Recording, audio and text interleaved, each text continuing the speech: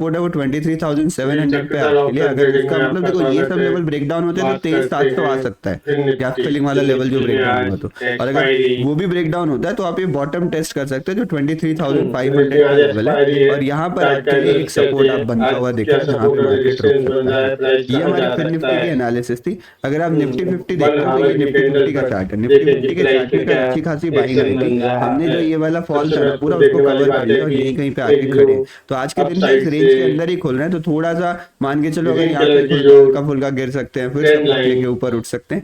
Directional movement के chances कम है, अगर आते हैं तो वो काफी इजी रहेगा ट्रेड करना। मान के चलो कि साइडवेज वोलेटाइल रहेगा, डायरेक्शनल मूव आ गया तो बढ़िया है, ट्रेड कर लेंगे आराम से उसको। यही आज का ट्रेडिंग प्लान है। बाकी कुछ तो मैं टेलीग्राम पे जरूर अपडेट कर दूंगा। चैनल सब्सक्राइब करके टेलीग्राम ज्वाइन कर लेना, नीचे कमेंट सेक्शन में उसका लिंक दिया हुआ है।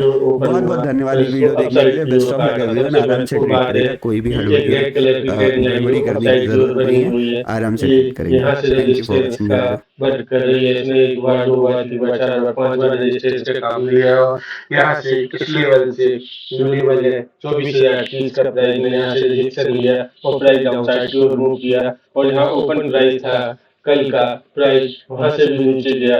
अब देखने वाली बात है कि जो इनके लिए तो मैं कोई सलाह दे नहीं सकता, ये तो बड़े कलेजे वाले लोग होते हैं, इनका सामान मेरे दिमाग में, ये तुम बड़े है जिसके लेवल है 23,730। हर दिन तुम अपना फायदा देख खुश हो सकते हो और नुकसान देख करके हैंडल कर सकते हो। समझदारी अगर इन्वेस्टमेंट में है, जिन्होंने लॉन्ग टर्म इन्वेस्टमेंट करके रखा है वो बेफिक्र रहे। मार्केट में भाव नीचे जाता है, समझदार लोग ऐसे में और खरीद लेते हैं। नीचे जा रहा है सस्ते में और खरीद लिया, और खरीद लिया, एपेटाइट है उतना मैंने खरीद लिया। क्योंकि ये तय है कि मार्केट हमेशा नीचे नहीं रहता, मार्केट हमेशा ऊपर ही रहता है। मार्केट हर तरह की चीज देखता है। समझदार लोग इंतजार में विश्वास करते हैं। जो regular day to day traders हैं उनके लिए भाई साहब मेरे द्वारा कोई नसीहत नहीं होगी। वो मेरी नजर में बहुत बहुत करेजियस लोग हैं, क्योंकि उनके अंदर जो हिम्मत है वो वही जानते हैं कि कहां से लाते हैं। क्योंकि इंट्राडे ट्रेडर्स एफएनओ हमारे यहाँ पे जबरदस्त तरीके से काम करते हैं। मैं केवल इतना ही कहूंगा कि अपने अंदर इन सभी न्यूज़ से एक एनालिसिस जरूर डाल लें, और ये है कि मार्केट नीचे जा रहा है। इसका मतलब ये नहीं है कि हमारे यहाँ पर कोई ऐसा खुलासा हो गया है कि ये तो सब फर्जी था, नहीं है। मार्केट नीचे जाना एक ट्रेंड है, और वो ट्रेंड कुछ मोड में आएगा जरूर। दिवाली पर ही कुछ ना कुछ तो सकारात्मक न्यूज बनी कि मार्केट फिर से उठता है। स्टेटमेंट है कि आप इसको रिलेट कर सकते हैं। और निवेशकों के दिमाग में देखो एक बात बहुत अच्छी समझो, हमारे शेयर बाजार में हमसे ज्यादा विदेशियों का बहुत बड़ा कंट्रीब्यूशन है।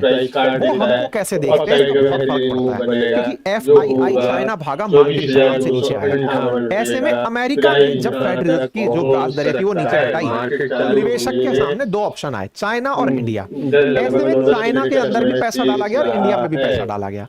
डर किस बात पे लग रहा है? ट्रंप के बयान क्या हो रहा है ना, कमला हैरिस और ट्रंप इन दिनों बिल्कुल 5 नवंबर तक के लिए एकदम नेक टू नेक फाइट में चल रहे हैं। और ऐसे में ट्रंप महाशय अगर राष्ट्रपति बन गए तो पहले इंडिया को लेकर कह रहा है कि हम टैक्सेशन को लेकर के बात करेंगे इंडिया से। हमारी हार्ले डेविडसन पे उन्होंने इतना टैक्स लगा रखा है, हमने उनके सामानों पर इतना टैक्स नहीं लगा रखा। इंडिया में बस इतना ही कलेजा है मार्केट को लेकर के, भाई साहब ट्रंप ने अगर ऐसा कहा है कहीं ऐसा ना हो हमारे TCS और हमारी लगा दे, हमको नुकसान हो जाए तो ये होगा। ख्याली खुला, हम ख्यालों में भाव का आसमान में ले जाते हैं, ख्यालों में गिरा के ले जाते हैं। मुंगेरी लाल के हसीन सपने हमारे लिए बताए गए थे। तो ऐसे में ट्रंप क्या करेगा, ये चिंता भी हमारे निवेशकों को टेंशन देती है कि और ट्रंप अगर आ गया भाई साहब ऐसा कर देगा, ऐसा कर देगा, और अभी रुको। तो कुछ लोग 5 नवंबर के इंतजार में, देखो कुछ लोग दिवाली के इंतजार में, 5 नवंबर देखते हैं भाई क्या होता है, इंतजार में चल रहे हैं। ठीक है, जियोपॉलिटिकल फैक्टर आपके सामने जिंदा है, जिसमें मैंने आपको बता रखा है जो वेस्ट एशिया में हो रहा है, इजराइल वर्सेस ईरान। हालांकि ईरान और इजराइल के बीच अभी हेड टू हेड हुआ नहीं है, इसलिए हम लोग ये मानकर चल रहे हैं कि चल भाई ठीक है अभी थोड़ी शांति है। लेकिन IMF ने सबको चेतावनी दी है। IMF ने अपनी तरफ से कहा है कि हल्के में मत ले लेना, जो ये वेस्ट के अंदर चल रहा दिक्कत है ना, आप लोग हल्के में कैलकुलेट मत करो, ये बड़ी चिंता है। अगर यहाँ कुछ हो गया, ये मैं भी बता रहा हूँ, आज भले ही मैं 7वें पॉइंट को आपसे डिस्कस कर रहा हूँ, लेकिन ये बड़ी चिंताओं में से थी। अगर ये एक्टिवेट हो गई तो चाइना भी जो अपने मार्केट में इतना पैसा लगाया है ना, उस पैसे से कुछ कर नहीं पाएगा, वो उसका पैसा भी उसको नुकसान ही देकर जाएगा, क्योंकि चाइना भी इंपोर्ट करता है तेल, और तेल डिपेंड है पूरा की पूरा स्ट्रेट ऑफ हॉर्मज पे। यहाँ कुछ हो गया तो उसका मार्केट भी बिगड़ गया। तो IMF इसलिए कह रही है कि भैया शेयर बाजार वालों थोड़ा सा पेशेंस पालो, भागो मत इधर से उधर, समझो पहले स्थितियां सामान्य होने दो, पहले ताकतों को इनके बीच समझौता कराने तो तभी मामला है, अदरवाइज कोई मामला नहीं। और बार बार जब नेतन्याहू की खबर आती है, लोगों में स्टॉक वाले प्रेसिडेंट मिल रहे हैं, यार भाई रुक जा यार, अरे भाई रुक जा, अब हो गया ना, तेरा हमास हो गया, तेरा हिजबुल्लाह हो गया, अब मान जा भाई, जीने दे इन सबको, नहीं तो शेयर खराब हो जाएंगे सबके, मार्केट बिगड़ जाएगा। लेकिन क्या करें, मजा भी बहुत आ रहा होता है कि वाह अब ये हो गया, अब यहाँ गोला गिर गया, अब ये हो गया, इतने आतंकी मर गए, अब मजा ले लो, कमा लो। मार्केट पूरी तरह से भाई साहब पूरी तरह टेंशन में, IMF पहले से इस बात को बोल रहा है।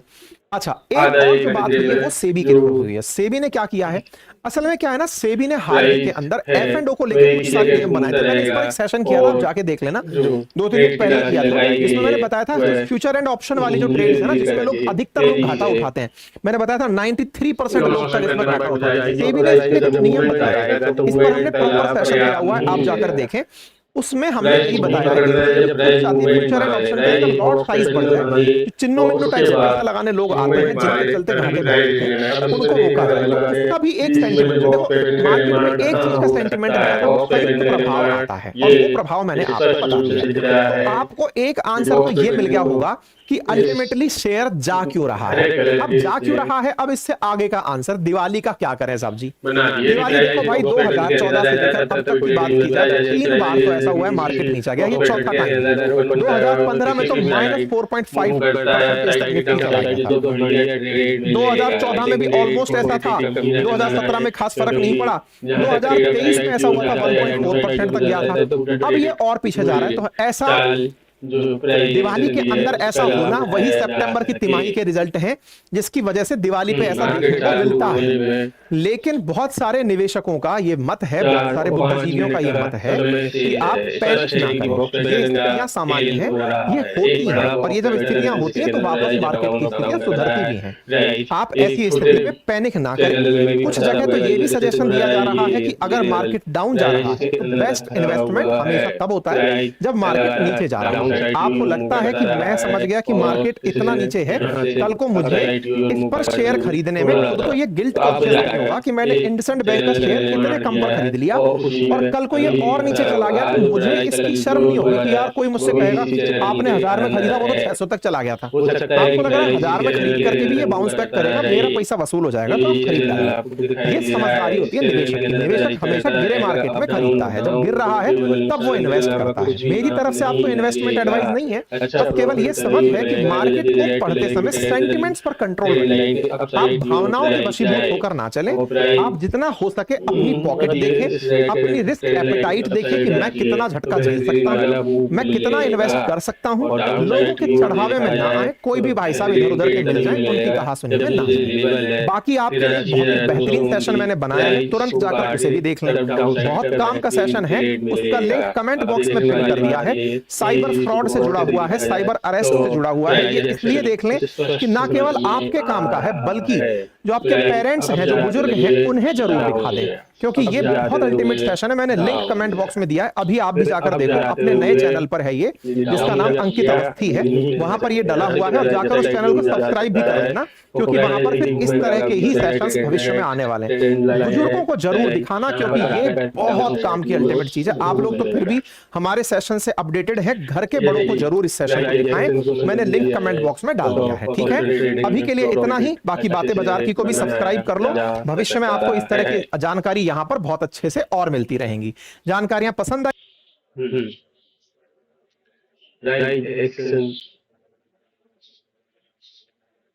स्पष्ट बता रहा है कि आज के दिन मार्केट डाउन साइड जा सकता है यदि ये लेवल 83,829 का प्राइस काट देता है तो निश्चित ही डाउन का फॉल देखने को मिलेगा। अपसाइड का ट्रेड तभी मिलेगा जब ट्रेड लाइन के ऊपर। नमस्कार साथियों, स्वागत सभी का आपकी बातें बाजार की पर, और मैं आपके साथ में चर्चा कर रहा हूं। कल मैंने एक सेशन का जिक्र किया था जो अपन लोग पढ़ रहे थे, जब मैंने एक जिक्र किया था कि कैसे हमारी दिवाली से पहले ही मार्केट पूरी तरह से खराब पड़ा हुआ है। अगर आपको ध्यान हो तो कल हमने सेशन के अंदर इस तरह का एक सेशन किया था 25 तारीख को, दिवाली से पहले बाजार का निकला हुआ दिवाला असल में 10 लाख करोड़ का नुकसान हुआ था।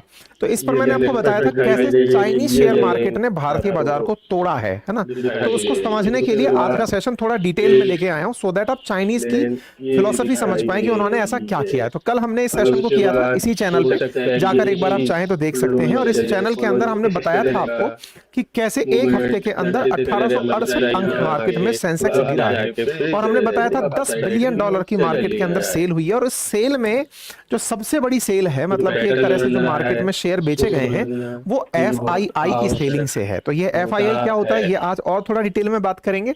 और चाइनीज लोगों ने ऐसा कौन सा मंत्र फूका है जिसके चलते FII हमारे यहाँ से बेच बेच के निकल रही है। ठीक है, ये सारी बातें आज के सेशन में जिक्र होंगी, क्योंकि कल मैंने अपने सेशन में आपके सामने ये बात रखी थी। तो एक एक करके पहले समझना शुरू करते हैं फॉरेन इंस्टीट्यूशनल इन्वेस्टर होता क्या है। फॉरेन इंस्टीट्यूशनल इन्वेस्टर जिसके बिकवाली के चलते भारत की मार्केट को दिक्कतों का सामना करना पड़ रहा है, उसे भारत के अंदर ना शेयर मार्केट में पैसा लगाने के लिए विदेशों से लोग आए हुए हैं। मतलब ये नहीं है कि भारत में आके घर खरीद रहे हैं, भारत से ट्रेड कर रहे हैं, भारत के शेयर मार्केट में शेयर। अब खरीदार दो तरह के लोग हैं बाहर से, जो भारत का नहीं है, भारत का नागरिक नहीं है, दो तरीके से शेयर खरीद रहे हैं। एक आप और हमारी तरह कोई बाहर बैठा हुआ है जो खरीद रहा है, और एक कोई कंपनी के रूप में शेयर खरीद रहा है। कंपनी के रूप में मतलब हो सकता है किसी की वहां की म्यूचुअल फंड कंपनी हो, या फिर हो सकता है किसी के वहां का पेंशन फंड हो।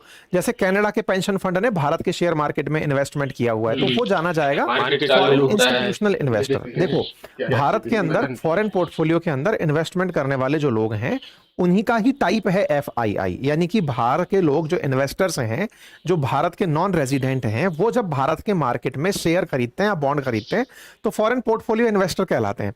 लेकिन इसी फॉरेन पोर्टफोलियो इन्वेस्टर में FII शब्द जुड़ा हुआ है अगर कोई संगठित कंपनी बनाकर खरीदते हो। जैसे तो मान लीजिए कि अभी के लिए बात करें कि कोई पेंशन फंड अगर कोई खरीद रहा है, कोई म्यूचुअल फंड है, अमेरिका का म्यूचुअल फंड भारत के बाजार में पैसा लगा दिया, तो इसे आप FII के नाम से जानते हैं। FPI के नाम से फॉरेन पोर्टफोलियो इन्वेस्टमेंट को जानते हैं कि ये हमारे पोर्टफोलियो के अंदर, मतलब आसान भाषा में ऐसे समझिए कि अगर आप और हम टाइप के लोग बाहर बैठ करके भारत के नागरिक ना होते हुए भारत के शेयर बाजार में खरीद रहे हैं, तो उसे आप FPI के नाम पर पढ़ ले रहे हैं। हालांकि FPI जो है ना, वो एक ब्रॉडर टर्म में सबको शामिल करके चलता है। FPI के अंदर ही FII आता है, लेकिन आम बोलचाल की भाषा में आजकल इसको थोड़ा बांट दिया है, और FII के लिए कहने लगे हैं कि हाँ भाई, बड़ी बड़ी कंपनीज जब बाहर बैठ करके भारत में निवेश करें तो FII कहलाती हैं।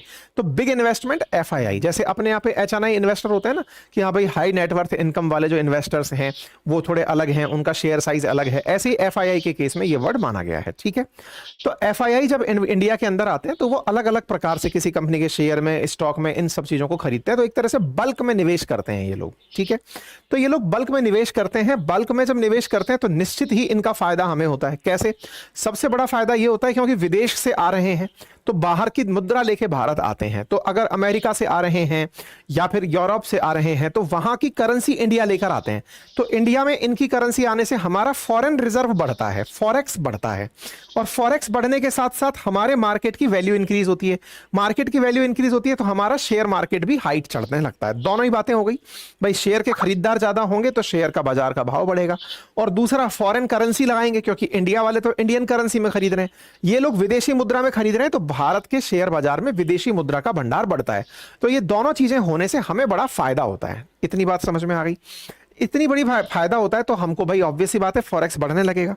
अब जब खबर यह है कि FII हमारे मार्केट से पैसा निकाल के चाइनीज मार्केट में जा रहे हैं, भाई ये सुर्खी क्यों पढ़ रहे हैं हम, हमारा शेयर मार्केट क्यों गिरा हुआ है, तो आंसर पता चला कि वो जो बाहर बैठी बड़ी बड़ी कंपनियां थी जो भारत के शेयर बाजार में पैसा लगा रही थी, वो हमारे यहां से पैसा ले जाकर चाइना जा रही हैं। तो ये बड़ी कंपनियां या फिर बड़े फंड्स जो हैं, पेंशन फंड, म्यूचुअल फंड्स के लोग, ये हमारे यहां से पैसा निकाल रहे हैं, हमारे स्टॉक्स को बेच रहे हैं और अब जाके चाइना में स्टॉक खरीद रहे हैं। तो भैया ऐसा हुआ तो क्या फॉरेक्स में फर्क पड़ा क्या? बिल्कुल। देखो ये कल की खबर है आपके सामने, $2.13 बिलियन का फॉरेक्स कम हुआ है 25 तारीख के दिन।